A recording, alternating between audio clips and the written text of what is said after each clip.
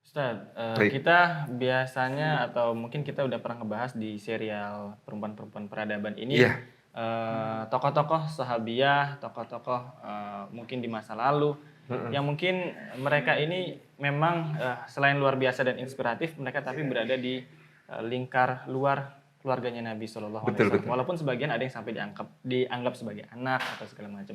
Tapi Mhm, ada nggak sih tokoh yang mungkin jarang kita kenal dan mhm, sebenarnya juga mungkin ada banyak kebaikan yang bisa kita ambil, tapi ini berasal dari lingkup, keluarganya Nabi Shallallahu Alaihi Wasallam sendiri. sallallahu alaihi wasallam. Hmm, Baik Ustaz, jadi, ada satu nama di hmm, antara cucu-cucu Nabi Sallallahu Alaihi Wasallam hmm. yang mungkin kalau kita menyebut cucu Nabi itu yang keingat Hasan, Hasan, Husain, Husain, gitu-gitu ya. nah, Dan dari keluarga Sayyidina Ali bin Abi Thalib. Padahal ada cucu Nabi Sallallahu Alaihi Wasallam dari keluarga yang lain. Dan ini adalah salah satu cucu kesayangan Rasulullah SAW.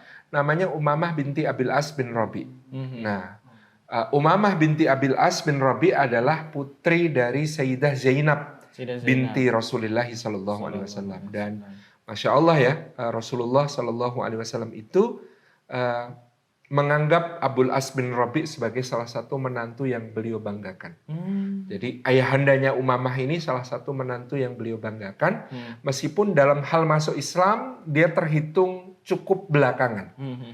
Dan bahkan pada perang Badar, Abul As bin Rabi ini masih berada di pihak Quraisy. Masya Allah, berarti Masih ikut memerangi ikut memerangi Rasulullah dan para sahabat di dalam perang Badar. Hmm. Hanya saja begini, tentang Abul As bin Rabi ini, beliau Abul As bin Rabi bin Abdi Syams bin Abdil Uzza bin Abdi Manaf bin Kusoy. Jadi ketemu nasab dengan Nabi SAW di Abdi Manaf bin Kusoy. Iya. Itu diceritakan oleh Nabi Sallallahu Alaihi Wasallam, hadatsani fasadaqani wa'adani wa wa'adani fa'aufabi.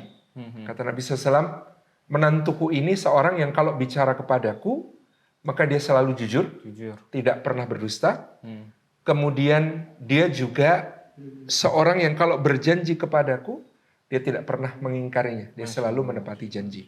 Walaupun belum beriman ya. Bahkan meskipun belum beriman. Jadi mereka menikah di masa sebelum turunnya wahyu. Hmm.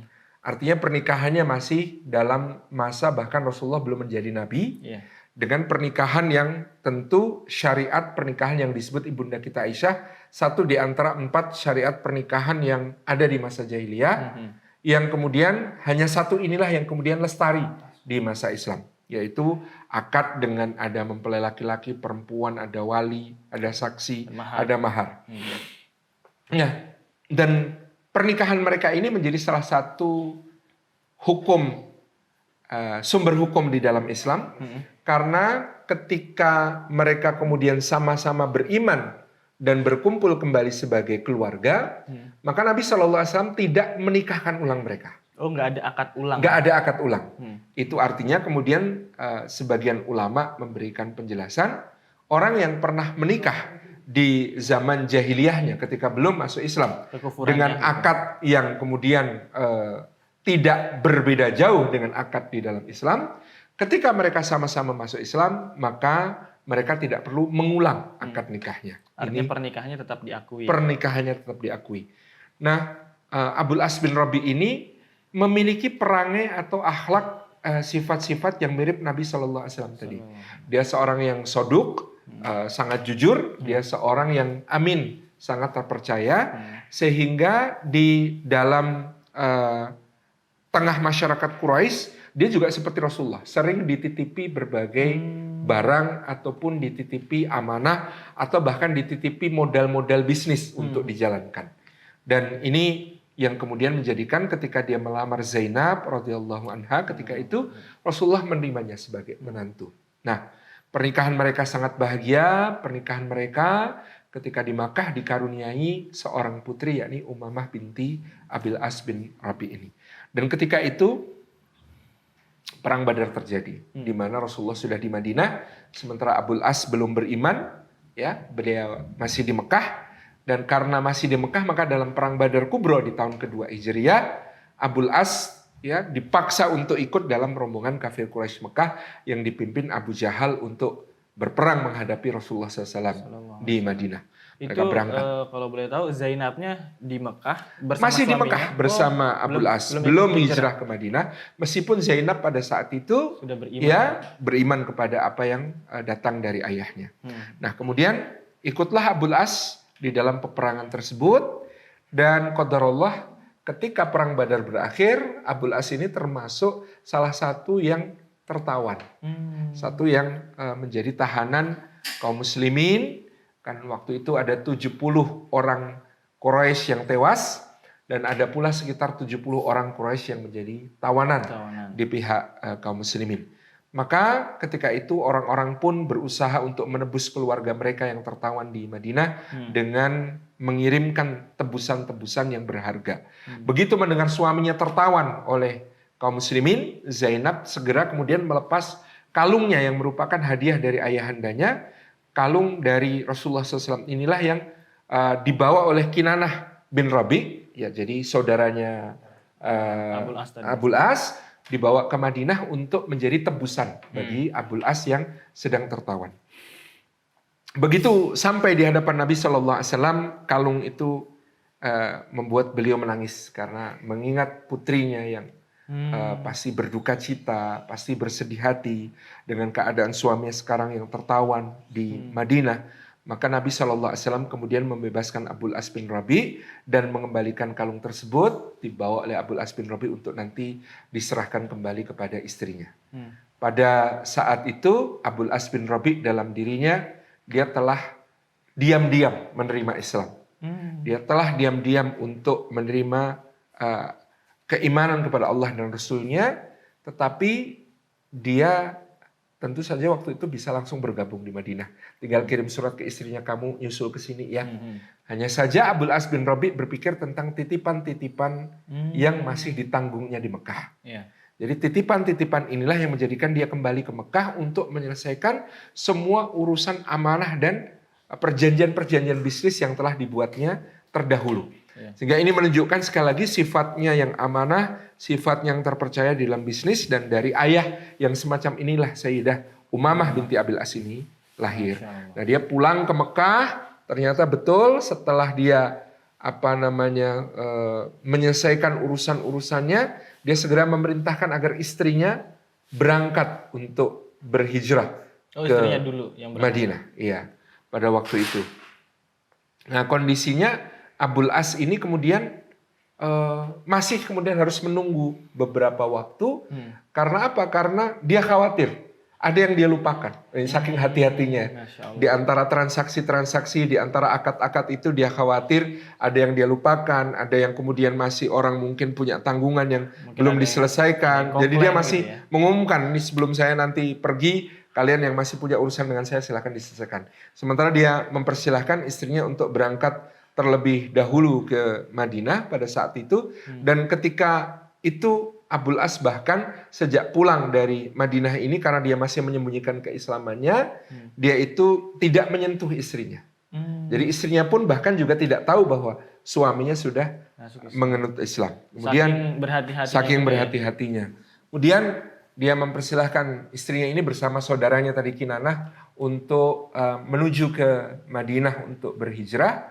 Sehingga pada saat itu ternyata di tengah jalan Sayyidah Zainab ini dihadang oleh seorang kafir Quraisy namanya Habbar bin Al-Aswad yang bahkan kemudian melempari beliau dengan tombak sampai Sayyidah Zainab ini terluka.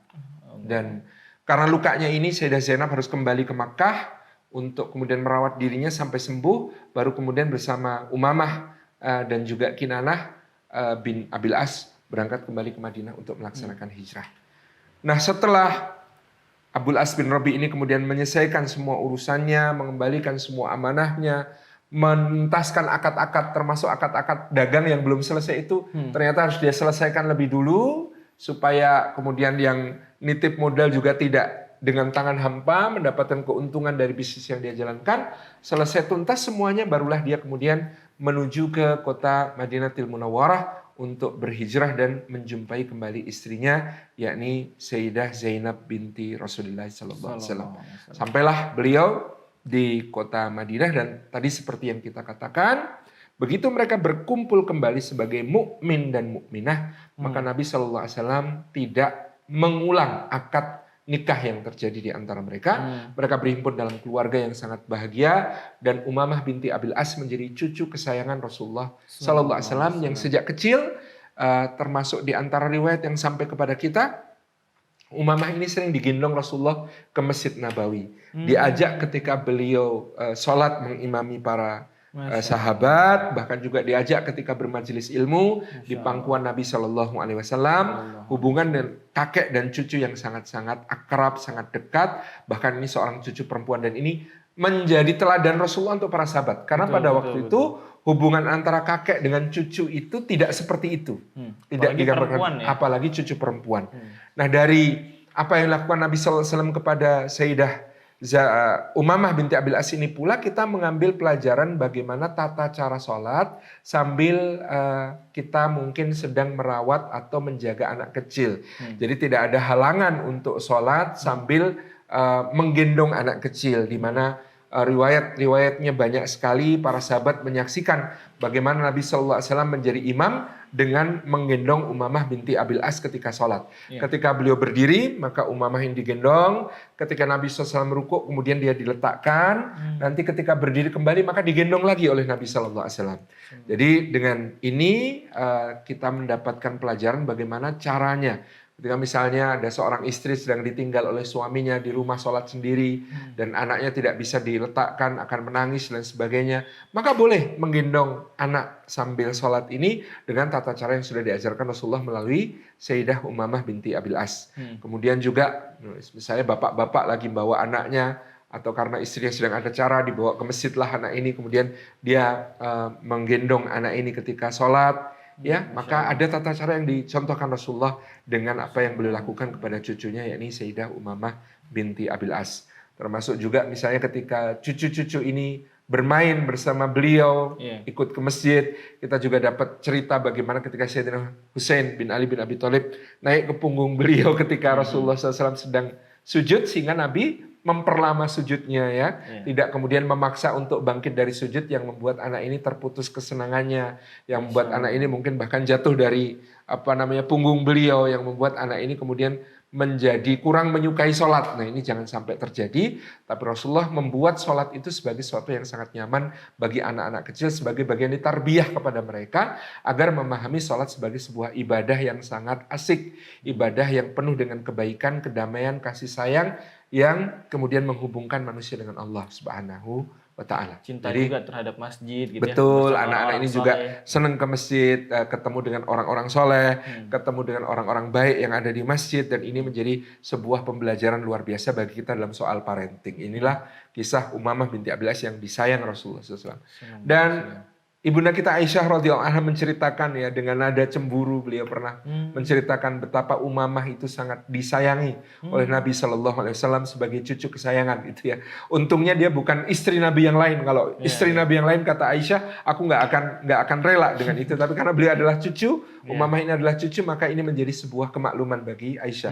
Di mana pada suatu saat Rasulullah mendapatkan sebuah kalung yang sangat indah sebagai hadiah untuk beliau, yang kalung ini terbuat dari emas. Maka Nabi SAW bersabda ketika itu, akan kuhadiahkan kalung ini kepada yang paling aku cintai di antara keluargaku. Maka orang-orang mengira ini akan dihadiahkan kepada Aisyah sebagai istri yang sangat beliau sayangi. Tapi ternyata beliau memanggil Umamah. Kemudian wahai Umamah, kemari. Kemudian beliau pakaikan kalung itu kepada Umamah dan beliau mengatakan, wahai Umamah, berhiaslah dengan kalung ini, berhiaslah dengan kalung ini. Kemudian ibunda kita Aisyah menceritakan lagi, Najasyi Asamah dari Habasyah itu mengirimkan cincin emas kepada Nabi Sallallahu Alaihi Wasallam sebagai hadiah, dan batunya itu berhias batu Habasyah yang indah, dan ini seperti cincin Rasulullah yang juga hiasannya batu Habasyah yang cincin itu dijadikan sebagai stempel beliau. Maka Nabi SAW lagi-lagi mengambil cincin itu dengan satu ranting kayu begitu ya, karena beliau tidak ingin menyentuh emas yang memang tidak dihalalkan bagi laki-laki untuk memakainya. Sebagai bentuk kehati-hatian beliau tidak menyentuhnya. Kemudian beliau ambil dengan ranting, kemudian beliau mengatakan, mana Umamah, mana Umamah. Kemudian Umamah dipanggil, kemudian diberikanlah Nabi SAW oleh Nabi SAW cincin itu, dan dikatakan, wahai Umamah, ini adalah hadiah dari Najasyi Asamah, ku berikan kepadamu, maka berhiaslah dengannya. Sehingga ini Umamah ini menjadi gadis kecil kesayangan Rasulullah SAW yang beliau berikan hadiah-hadiah berupa perhiasan-perhiasan terbaik untuk Umamah. Dan Umamah ini juga disayangi oleh bibi-bibinya, ya, Sayyidah Ruqayyah, Sayyidah Ummu Kulthum, yang qadarullah memang bundanya Sayyidah Zainab itu wafat pada tahun ke-8 Hijriah. Sayyidah Zainab ini putri tertuanya Rasulullah. Putri tertua Nabi Sallallahu Alaihi Wasallam. Jadi yang pertama wafat di Madinah itu Sayyidah Ruqayyah, istri Sayyidina Utsman, yaitu ketika perang Badar. Sayyidah Ruqayyah sudah wafat. Kemudian Sayyidina Utsman menikah dengan Sayyidah Ummu Kulthum. Kemudian putri kedua Nabi Sallallahu Alaihi Wasallam yang wafat adalah Sayyidah Zainab ini, yang kemudian wafat pada tahun ke-8 Hijriah, di mana kemudian Sayyidah Umamah ini tinggal dirawat oleh ayahndanya Sayyid Abul As bin Rabi, dan Abul As juga wafat pada tahun ke-12 Hijriah pada masa kekhalifahan Abu Bakar As-Siddiq radhiyallahu anhu, sehingga Umamah ini menjadi gadis yatim piatu begitu.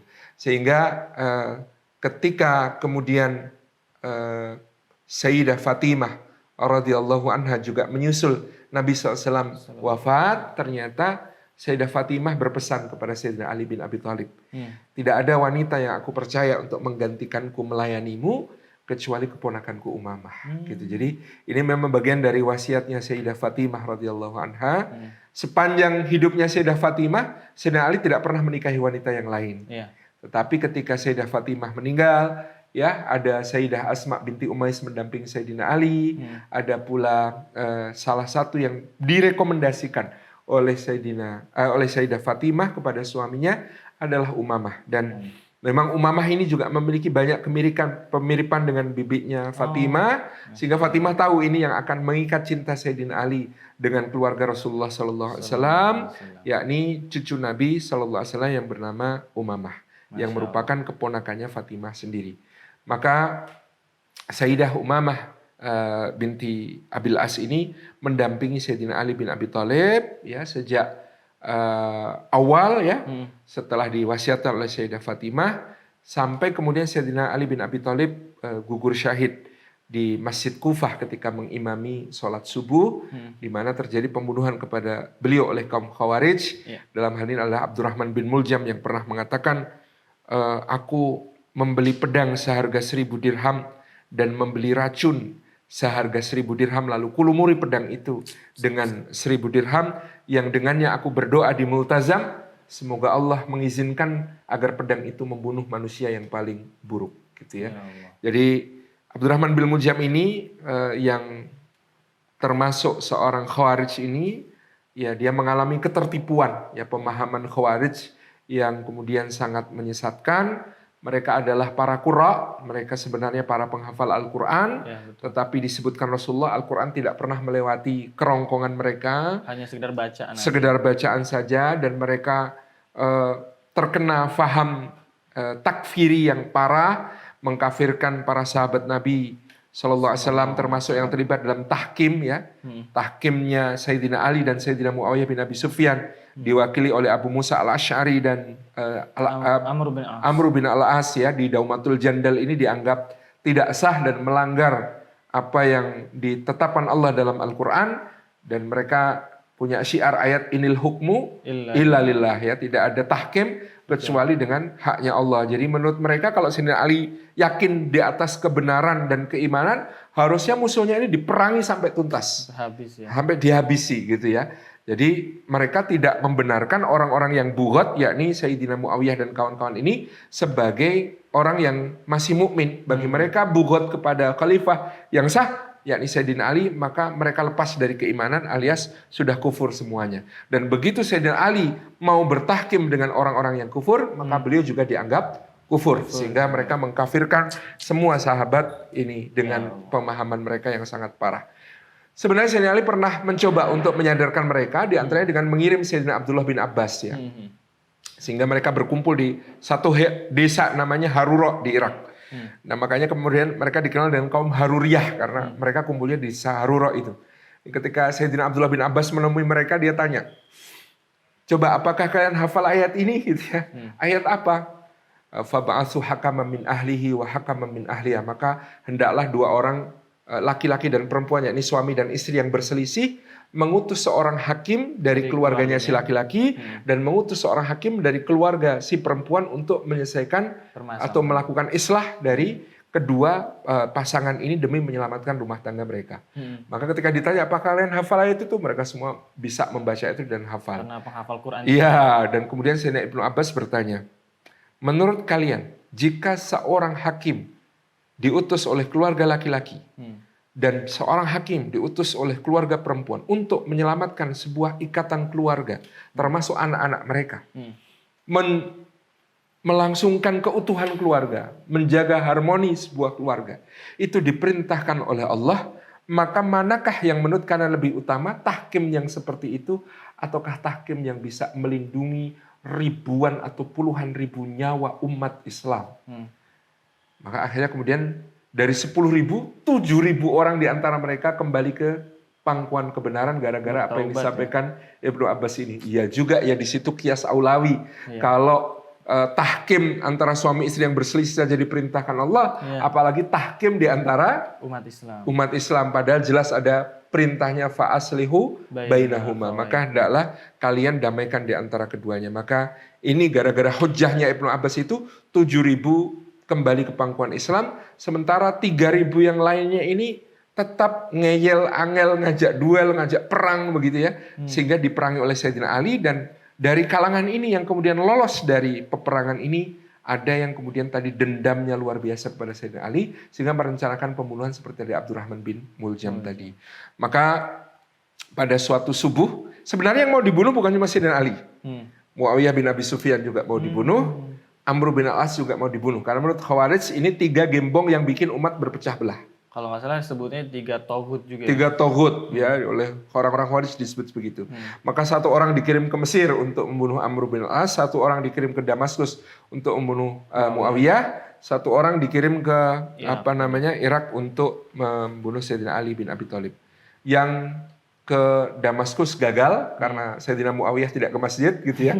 Amr bin Al-As sedang sakit sehingga tidak menjadi imam, tidak menjadi imam di Fustat ketika itu di Kairo, dan yang berhasil adalah yang membunuh Sayyidina Ali bin Abi Thalib, yang memang Sayyidina Ali tidak pernah dikawal, tidak pernah mendapatkan perlakuan VIP sama sekali, kayak orang biasa begitu, mengimami sholat subuh, sampai ketika kemudian di kepala beliau itu dihantamkan pedang, darah mengalir sampai membasahi jenggotnya dan menetes-netes, beliau masih tetap menyelesaikan sholat. Kemudian beliau bertanya, darah siapa ini? Itu darah engkau ya Amirul Mukminin.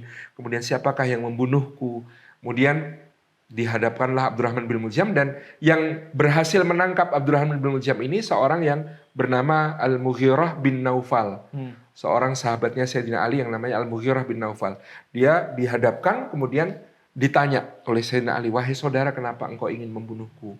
Orang itu menjawab tadi, itu 1.000 dirham pedangnya, 1.000 dirham racunnya, dan aku berdoa di multazam supaya orang paling buruk itu terbunuh oleh pedang ini. Maka Sayyidina Ali ini kan orang yang suka berkelakar ya, kata Sayyidina Umar, Ali itu kelemahannya kok suka berkelakar, padahal kalau dia mau serius sedikit dia jadi khalifah yang ditaati. Jadi kata Sayyidina Ali, doamu insya Allah terkabul. Doamu insya Allah terkabul kalau pedang ini akan membunuh orang yang paling buruk. Wahai Hasan, nanti kalau aku mati, dia hendaklah dikisos atas kematianku. Kamu kisosnya pakai pedang ini sehingga orang paling buruk mati oleh pedang ini. Masya Allah. Siapa yang dimaksud orang paling buruk? Abdurrahman. Pembunuhnya Abdurrahman bin Muljam itu. Karena aku pernah mendengar Rasulullah SAW bersabda, wahai Ali, tahukah engkau makhluk yang paling buruk?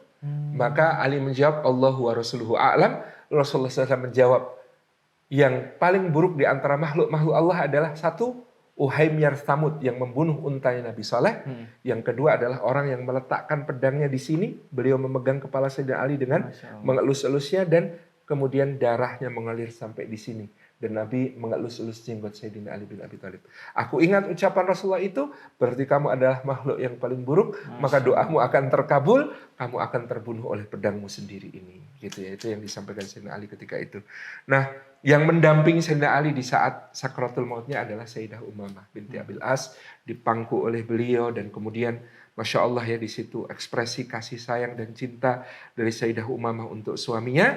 Tapi dalam sakratul maut itu yang luar biasa, Sayyidina Ali bin Abi Thalib mengatakan kepada Sayyidah Umamah, nanti kalau aku meninggal, menikahlah engkau dengan Al-Mughirah bin Naufal.